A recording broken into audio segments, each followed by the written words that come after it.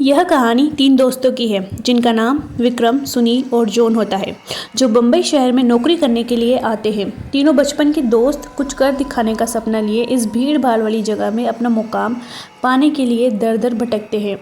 उन्हें कोई भी रास्ता नज़र नहीं आता। अपने छोटे से गांव में रहकर कॉलेज की पढ़ाई करने वाले सुनील और विक्रम ने कभी सोचा भी नहीं था कि सफलता पाने के लिए इतना दर्द झेलना पड़ता है। वहीं जॉन अपने पापा के बिजनेस में पहले से ही संघर्ष कर चुका था, जिस वजह से उसे इन सब चीज़ों की आदत सी हो गई थी। जॉन अच्छे से जानता था कि सफलता इतनी आसानी से नहीं मिलेगी, क्योंकि उसने अपने पापा को दिन रात मेहनत करते हुए देखा था। तभी तीनों को सुबह से भटकते भटकते शाम हो जाती है, लेकिन न कोई नौकरी और न ही कोई रहने का ठिकाना से होटल में खाना खाते हैं। दरअसल उनके पास कोई खास पैसे भी नहीं होते। वह तो सिर्फ अपनी 1-2 दिन की व्यवस्था बनाकर निकले थे। उन्हें लगा था कि आते ही उनके साथ कोई चमत्कार होगा और उनको नौकरी मिल जाएगी। तीनों एक बिल्डिंग के पास पहुंच जाते हैं। कुछ देर बाद सभी बिल्डिंग के गेट के पास बैठ जाते हैं। 1-2 घंटा बैठे हुए गुजर जाता है। तभी बिल्डिंग के चौकीदार की नज़र उन पर पड़ती है और वह जोर की आवाज़ में उन्हें डांटते हुए कहता है, कौन हो तुम लोग, यहाँ क्यों बैठे हो? तीनों अजनबी शहर में किसी को पहचानते नहीं और न ही उनका कोई ठिकाना है। तीनों अपनी जगह पर जल्दी खड़े हो जाते हैं और अपनी बात चौकीदार को बताते हैं।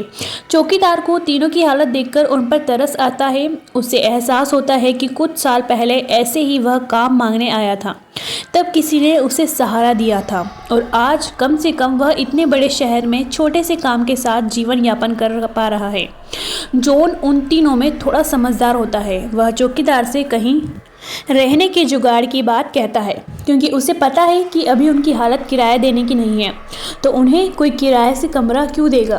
तभी चौकीदार अपने एक दोस्त से फ़ोन पर बात करता है, जो वहीं से कुछ ही दूर बंगला नंबर 17 में साफ़ सफाई का काम करता है। चौकीदार अपने दोस्त को सारी बात बताता है। तभी उसका दोस्त कहता है कि मेरे साहब तो अपने परिवार के साथ 2 महीने के लिए बाहर गए हैं, तब तक मैं रहने का इंतज़ाम कर सकता हूँ। यह बात सुनकर तीनों दोस्त बहुत खुश हो जाते हैं और वहीं जल्दी से चौकीदार से कहते हैं कि आप हमें बता दीजिए हम उनके पास कैसे पहुँच सकते हैं। चौकीदार कहता है कि वह बंगला थोड़ा दूर है, रात को वहाँ कोई टैक्सी ऑटो भी नहीं मिलेगा। आज तुम लोग यहीं सो जाओ, कल सुबह हम साथ में पहुँच जाते हैं। तीनों उसकी बात बंगले की खूबसूरती देखकर तीनों दोस्त हक्का बक्का रह जाते हैं। उन्हें यकीन ही नहीं होता कि उन्हें इतने अच्छे बंगले में रहने का मौका मिलेगा। बंगले का नौकर तीनों दोस्तों को गेस्ट रूम में ले जाता है। तीनों दोस्त रूम में पहुंचकर राहत की सांस लेते हैं। जल्दी से तीनों नहाकर तैयार हो जाते हैं और काम की तलाश में निकल जाते हैं। अब रहने का तो ठिकाना लग चुका था। तलाश थी केवल अच्छे काम की, जिससे उनका गुजारा चल सके। लेकिन आज भी उनके साथ वही होता है। सुबह से शाम हो जाती है, लेकिन तीनों हताश होकर वापस अपने स्थान आ जाते हैं। नौकर तीनों के लिए खाने का इंतज़ाम करके रखता है, जिससे उन्हें बहुत ही राहत मिलती है। आज तीनों दोस्तों के लिए बंगले की पहली रात होती है।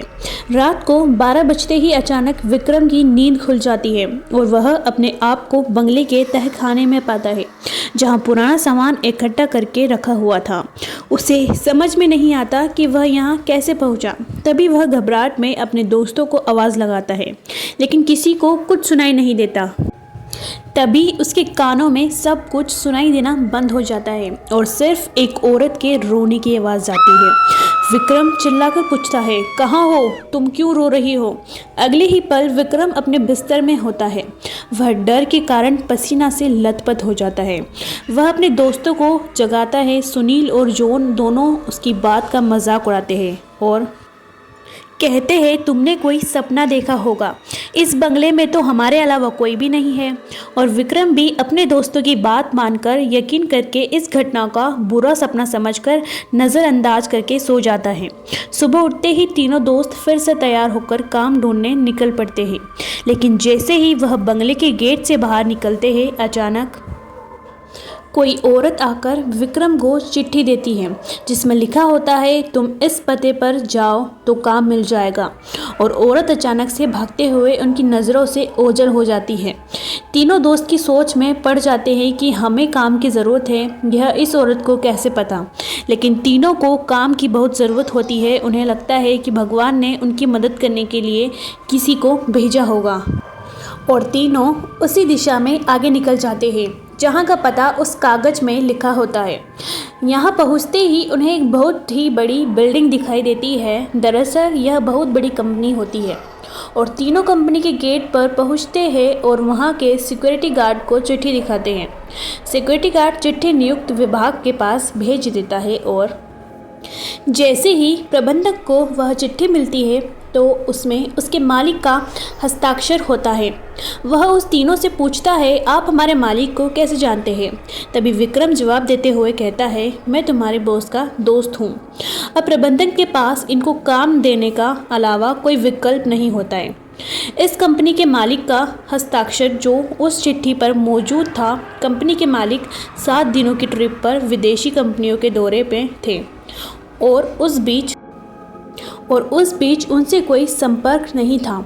इसलिए प्रबंधक ने उन तीनों को काम पर रख लिया और अपने साथ उन्हें काम की जगह दिखाने ले गए। लेकिन विक्रम अचानक ही दूसरे रास्ते की तरफ मुड़ जाता है और वह सीधे बॉस के चैम्बर के पास पहुंचता है और दरवाजे के ताले को पासवर्ड से खोल देता है। कंपनी का प्रबंधक यह देखकर आश्चर्यचकित रह जाता है। उसे यकीन ही नहीं होता कि पासवर्ड केवल कंपनी के मालिक को पता है। वह इसे कैसे पता चला। अब प्रबंधक उसे कोई खास आदमी समझने लगता है। उसे पूरा यकीन हो जाता है कि वो हो ना हो यह व्यक्ति बॉस ने ही भेजा है और वह उसे बिना रुके हुए अंदर जाने की इजाज़त दे देता है।